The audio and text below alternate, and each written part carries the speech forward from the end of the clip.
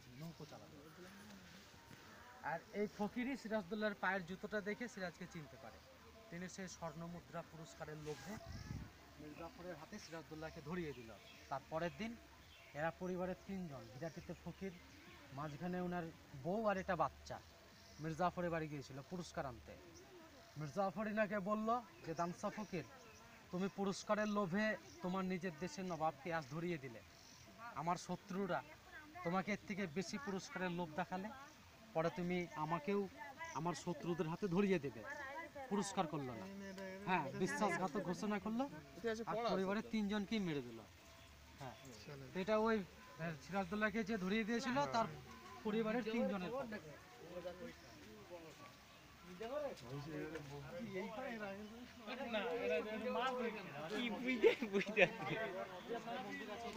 বুঝাতে নাইলে video camera করতে পরে দেখছি। এদিকে সুজাউদ্দিনের খবর আছে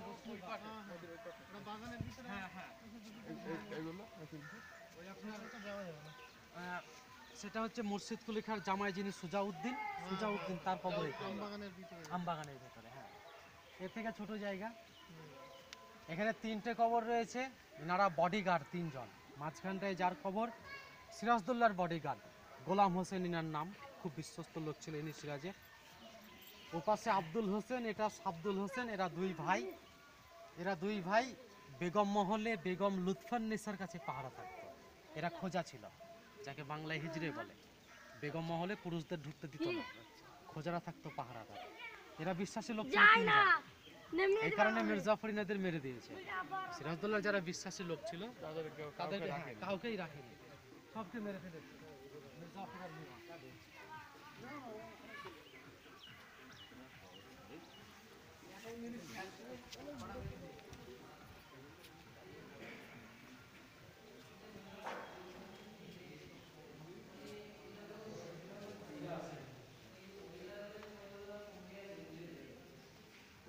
দেখুন এই মাথার উপর যে ফলক দেয়া কবর, ইনি বাংলা, বিহার, উড়িষ্যার শেষ স্বাধীন নবাব, নবাব সিরাজদৌল্লাহ।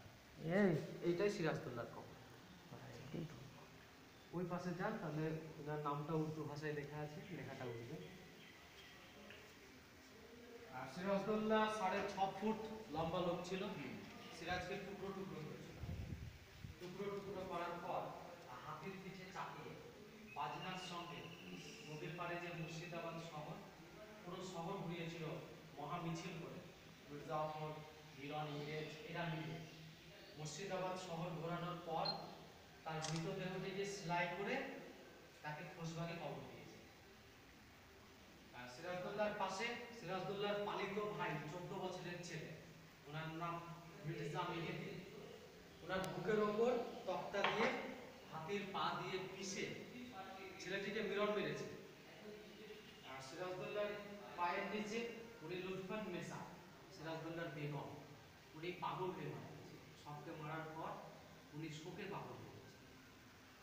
লুৎফান্নেসার পাশে উনি আলেয়া ছিল বাইজি, নাচ গান করতো নবাব সিরাজদৌল্লাহর কাছে, আর গুপ্ত খবর এনে নবাব সিরাজদৌল্লাহকে সাহায্য করত।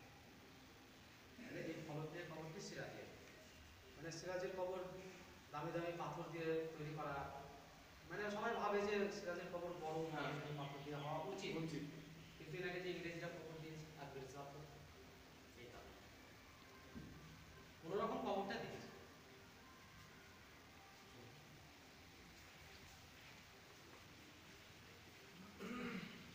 এখানে দাঁড়াবে।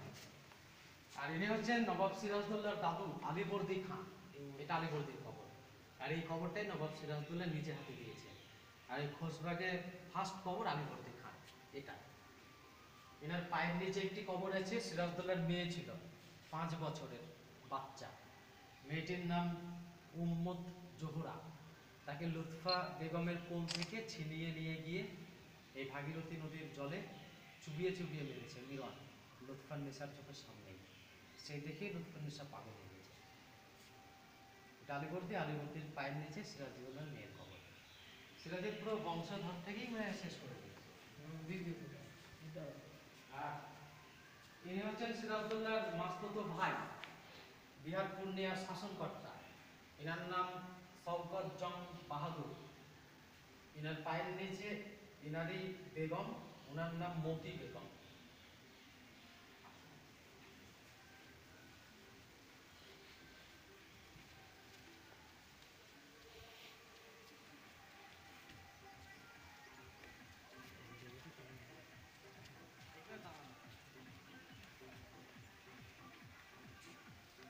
দেখুন পাঁচিলের গায়ে এপারে একটি উঁচু জায়গা দেখা যাচ্ছে। ওই জায়গাটির উপর ঘর ছিল, ঘরটি ছিল লুৎফুন্নেসার। সিরাজকে হত্যা করার পর সিরাজের খবর খোঁজবাকে দেয় ইংরেজ, মির্জাফর এরা মিলে। সেই সময় লুৎফুন্নেসাকে উঁচু জায়গাটির উপর ঘর করে দিয়েছিল যে তুমি এখানে থাকবে, খোঁজবাগ দেখাশোনা করবে। লুৎফুন্নেসাকে ইংরেজ সরকার ইস্ট ইন্ডিয়া কোম্পানি থেকে মাসুয়ারা দিত, সেটি খরচ করে লুৎফুন্নেসা খোঁজবাগে বেঁচে থাকতো, সিরাজদৌল্লার কবরে কোরআন পাঠ করতো, প্রদীপ জ্বালাতো। অবশেষে লুৎফুন্নেসা পাগল হয়ে মারা যায়। তারপর ইংরেজরা লুৎফুন্নেসার কবর সিরাজদৌল্লার পায়ের নিচে দিয়ে গেছে। সে সময় মির্জাফর মিরন এরা ছিল না। লুৎফুন্নেসা মারা যাওয়ার আগেই ওনারা মারা গিয়েছে।